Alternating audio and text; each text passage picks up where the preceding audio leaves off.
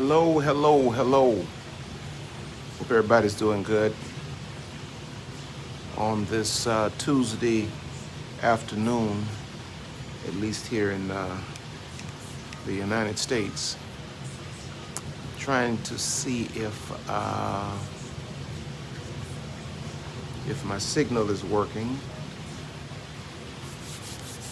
and if I have a connection. I've been having struggles with this lately. All right, I see somebody coming in. All right, there we go. There we go. Got a few people in here. Got enough to talk to. How's everybody doing? I hope you had a great Christmas. Hope you guys had a great Christmas, and I hope you're preparing for an amazing new year.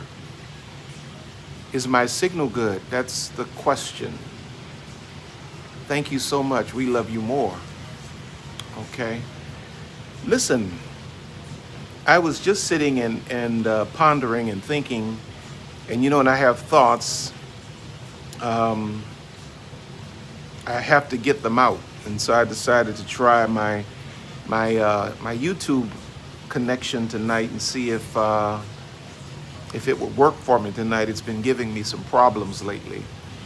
But I want to say this because, we're in a season where I don't know what this actually means. I'm assuming what it means, but I haven't gotten a real definition of what cuffing season is. I don't know what that actually is, but I'm assuming it means that, it's the season to, I guess, develop relationships. I don't know if it has any sexual connotation but I'm assuming it means to develop some kind of a relationship. I hope that's what it means, at least. But sitting here and pondering, as we move into a new year, 2023, I think, in fact, I know that our goals for the new year need to change. Our goals need to change. We don't really need goals. Most of us, should I say, don't really need goals for expansion or for material growth or financial growth or all of that kind of thing. Most of us really need internal goals. I call them healing goals. We need to determine that in 2023 we are going to heal from all of the trauma that is constantly happening to us. Y'all make sure you like this for me now. All of the trauma that is constantly happening to us. It's not like we were traumatized and we're not traumatized. It's like pretty much the whole world is constantly being traumatized. So there's a need for healing, ongoing healing, especially when you never had a process to deal with the stuff from your past, and now that stuff is piled on and piled on and piled on, and now you have new stuff that you're dealing with in your present. And so what happens is, for a generation of people that have been traumatized and hurting, what does a hurting, traumatized person desire more than anything? Just to feel good. That's what we desire. Whenever we've been hurt, whenever we're hurting, our greatest desire is to what? Feel good. Well, if you're not, and hopefully you're not a person that's addicted to drugs. Hopefully you're not a person that finds your escape in alcohol. Well, if you eliminate, hopefully you're not a person that finds your release in spending money you don't have, swiping credit cards. The whole world is just struggling, trying to feel good. But what is the go-to for a traumatized world when it comes down to needing to feel good? Relationships. Most people don't go to drugs. Most people don't go to alcohol. Most people can't afford, don't even have the credit cards to go to, shopping therapy, whatever they call it, something else they call it. So most people fall back on relationships. If you are trying a relationship because you feel like you need the relationship for you to feel better, you are abusing the person you are engaging in the relationship with. Your heart cannot fully, truly open until you personally heal. If you're trying to embrace Henry, but you're still dealing with the trauma that Harold caused you a decade ago and you've not processed that, Henry may be the nicest guy in the world. You will never really see Henry for what he's really worth, because I was just using this thing trying to clean these lenses. There's like some smears on it or something. But you know what? Sometimes it's not smears. Sometimes it's scratches.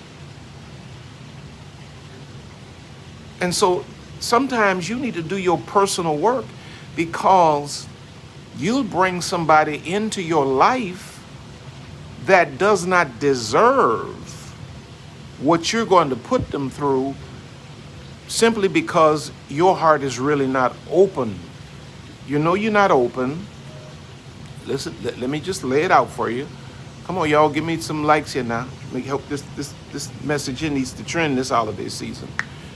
You know that your heart is not open when the slightest thing a person says to you triggers you and brings you back into a negative past. Your heart is not open. You know that your heart is not open when every time your guard begins to drop and this person shows you the most amazing time, experience, demonstration of love or whatever, and you sabotage it. You sabotage it because you are really afraid for your heart to fully open, because for your heart to open, watch this, here's your number one problem when you're trying to do relationships before you've healed. The thing you're most fearful of is being vulnerable. When your heart is not healed, the thing that you are most afraid of is putting yourself in a position of vulnerability. And so the moment you find that you are letting your guard down and Henry is saying all the right stuff, doing all the right stuff, sacrificing, being the man of God, respecting you, being patient with you and all of that, you find a way to destroy that, because you are afraid of ever letting your guard down again, because you've not healed from what Harold did to you, and the man before Harold, and the man before him. And so now you pull Henry into this situation, and it goes both ways. Men do the same thing. You pull Harriet into this situation, and you find yourself abusing Harriet, abusing Henry, because you've not healed from the stuff of yesterday. There are seasons in your life that you just ain't ready for no relationship. You don't need a man, you don't need a woman, you need a therapist. You need a Bible, you need prayer, you need a counselor. You need to heal. You need to heal, because what ultimately happens is this. While you are out here manufacturing relationships because of your personal need, with no consideration for the person that you're tying up in the situation, you have become an abuser. You're unaware of it, but you are as much an abuser as the person that intentionally goes out and intends to wreck somebody's life. When you have not healed from your stuff and you put people through all of the stuff that people who've not healed put people through, you are an abuser. You are an unknowing abuser, but if I run over you by mistake, or by accident, you still run over. And so now what happens is, because you didn't do your personal work, now what happens is you break another person. You break another person. That person was doing perfectly fine. Perfectly fine. Until you came in and act like you wanted a relationship and knew you wasn't ready to relate to nobody, because you still have stuff that you've not unpacked. You still have stuff you've not dealt with, but you just, you have this idea in your mind that the world is giving you that you got to have a relationship, even if you're not ready to give a person what they deserve.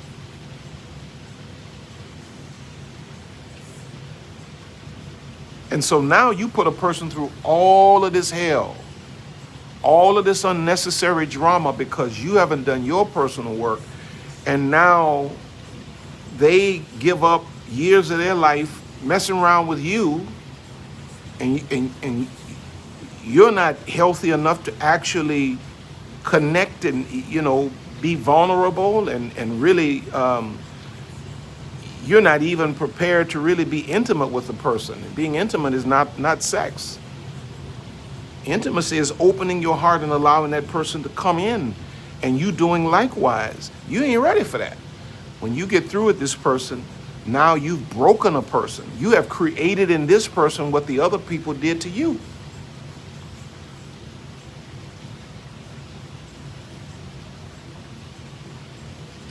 Well, if you got men that are pushy and all of that, well, that kind of speaks for itself. A man that's pushy, that ain't nothing to even consider that. I'm talking about a wholesome man. I'm not talking about no pushy men. I'm not talking about no man that's running up on you.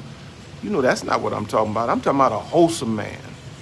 If a woman can't receive a wholesome, healthy man, she needs to leave men alone until she really does her work. If a man can't receive a decent, wholesome woman without being triggered and brought back to the woman that cheated on him and all of that, he needs to leave women alone until he gets himself together. Because broken people break people. Hurt people hurt people. And until you've gotten over that, where you can really be honest about all of this stuff that maybe you've gone through, and you can process this stuff, and you can say to the person that you're in a relationship with, I just got triggered right there. You said something, and I just want you to know it just got triggered right there. You bring the person into the experience. But, going down a whole rabbit trail and, almost feel like you gaslighting the person, because that's what it feels like when people are traumatized and they're going through all these different emotional swings. The person on the other end of that reads into it, rejection. They feel like you're trying to make them feel like they're crazy, and they're really not. It's just that you are processing stuff with them that you should have processed. I don't even know if the word is processed. You are projecting stuff. You are manifesting stuff with them that you should have processed with a counselor, with a therapist. And so now these people have to see, nobody really signs up to be a therapist or a psychologist. Nobody signs up for that. Sometimes that's what you end up with, but at least let me know that's what I'm dealing with, that you're in the process and I have to really learn you and be patient with you. I hope I'm making sense here, man. Because we just don't ever want to be in a position where we're hurting people unaware, meaning well, but doing damage all at the same time. You don't want to be in that position.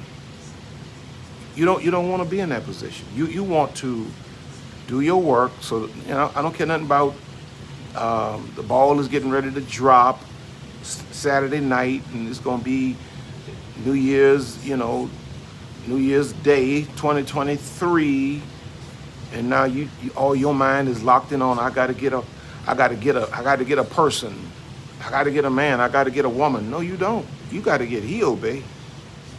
You got to sit your happy self down and get healed. You don't need to be adding to your body count. You need to get healed. That may make you feel better in the moment, but that ain't gonna add, that's gonna hurt you in the long run. And you will leave collateral damage. Settle down, sit down, take your time, and heal. Go and learn you. Learn to fall in love with you for a change. How do you know when you've fallen in love with you? It's when you can be by yourself and be happy. It's when you can say to a man that other women, you know, would be hopping fences with high heel shoes and nylon stockings on to get to. You can say to that man, you're a great guy, but I'm in a process now of healing and I'm just not ready. Can we be friends? And let your process work out. And if he's meant for you, he'll be there when you're ready. But if you can't say that, if you can't fathom being alone, you ain't healthy enough to be with somebody else. Because if you're getting with somebody else before you heal, you know why you're getting with them? You're getting with them with the expectation that they are going to do for you what only you and God can do for you. And that's heal. Nobody's going to heal you. Nobody's going to make you happy. No relationship is going to fulfill you. You are going to have to settle down, do your work, whatever that means for you, and get your heart open. And how do you know when your heart is open? How do you know when you're ready to love? How do you know when you're ready to love? How do you know when you're ready to love? I'm ready to answer the question. Y'all ain't gonna give me no likes on this thing tonight. This is ridiculous. Watch this. This is how you know when you're ready to love. You are ready to love when you are so healthy and so whole that even if it doesn't work, it won't rock you off your position. You are ready to love when you can enter into a relationship and be able to say in your mind, if it does not work out, I'm still all right. Loving another person is always a risk. You have to understand that. If you're not ready for the risk, you're not ready for love. It's like investing money. If you went and you said, okay, you called somebody and said, I want to invest some money. The first thing they're going to ask you is, what is your risk tolerance? Because your risk tolerance means, okay, I can risk a lot of money, and if I lose it, I'm good. Or I can risk just, medium amount of money, and if I lose that, I'm good. Or I'm just willing to risk a little bit of money because that's the only thing I can imagine losing and still be good. Once they find your risk tolerance, they know where to place you in terms of investments. You should never invest yourself into a loving relationship beyond your risk tolerance. And the healthier you get, the greater your risk tolerance. Because you're not depending on that individual to sustain you, to fulfill you, or to make you happy. Can you all hear me?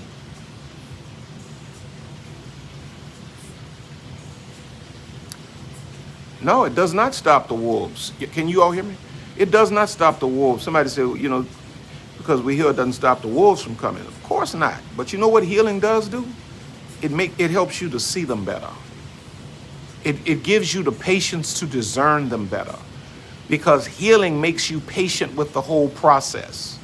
And so because you're not rushed, wolves don't have the opportunity to overtake you like they once did. See, when you were young and you didn't know any better and you were buying into all of the lies that life throws, especially to women, wolves could overtake you and overtake you and overtake you because you were frantic. But once you grow up and you start healing and you start opening your eyes and you really start looking at this situation, you start looking at life for what it's worth, yeah, wolves are going to always come. But you're going to notice them. You're going to sniff them out sooner than later. And one thing is for certain, you won't ever be broke. Once you heal, you won't ever be brokenhearted about having gotten rid of a wolf again. See, in the past, before you were healed, you know, you would get brokenhearted over wolves. But now you ain't gonna be brokenhearted over no wolf, because everything you need, if a joker proves to be something other than they represented, everything you need is already in you. So when I release you, I'm still good. I'm fine. I'm good. I don't need nobody to feel sorry for me. I'm good. And so, hey, a lot of people, man, you're not by yourself. That's all I want to say to all of you. You're not by yourself. You're saying, well, hey, man, I need healing. You're not by yourself. There are a lot of folk, man, who need to really heal before even trying another relationship. A lot of people. You're not by yourself. But know that. Be conscious of that. And then do whatever you need to do to heal. Some people find it, you know, in different places. You figure out what's best for you and do that, because you owe that to the people that God's bringing into your lives. I'm believing that God is going to bring, you know, the right people that will love you and pour into you and you know, build you. But you got to be your best version to receive that. And your best version is not, you know, it's not the Coke bottle figure necessarily or whatever, you know, all this external stuff. Your best version starts with your inner self. How healthy are you inside? How healthy are you inside? That's what you need to bring to the table with the person that God is bringing into your life, and make a commitment to yourself that you're just not going to preoccupy the space of your life with people who are not ordained for your life anymore, and you're not going to consume anybody else's life until you are whole and healthy enough to give them what they deserve. And so I just wanted to say that to you as I was pondering it this evening or this afternoon, whatever you call this. I guess it's evening because it's getting dark. I love you all. I want you to have an amazing, amazing evening, and share this, if you will, on other platforms. I think this message needs to be heard far and near, actually. Far and near. Where's everybody coming in from? Where are you all coming from? Where are you all coming in from? Hello, Lois. I'm so glad to see you. Thank you for all the help you give me all through the year. DC, Philly, Dallas, Philly. Oh my goodness, coming too fast. Jamaica, Ireland, Antigua, Carolinas, Georgia, California, Virginia, Arizona, Florida, New Jersey. Y'all coming from everywhere. New Orleans. I know about that. Yeah, everywhere. Well, listen, I love y'all. Thank you so much for coming in. Dominica, Australia. We got an international situation here today. Somebody say USA. Excuse me. Belgium. Was it Guyana I saw? Mexico, Jamaica, Zambia, St. Lucia, Thailand. Oh yeah. We got an international situation. Haiti, Philippines. This is an international situation. Guyana. Yes. Well, I love y'all. It's mesmerizing to watch this thing just scroll up like this here. Pray for me. I love y'all. I'll talk to you. South Africa, y'all know that's my spot now. I'm telling you, when I went to South Africa, I almost didn't come back. If it wasn't for my family, my churches, I almost didn't come back. South Africa, I don't know. That might be where I retire one day. I fell in love with South Africa. People are just so beautiful. All right, I love you all. Have an amazing evening. And share this.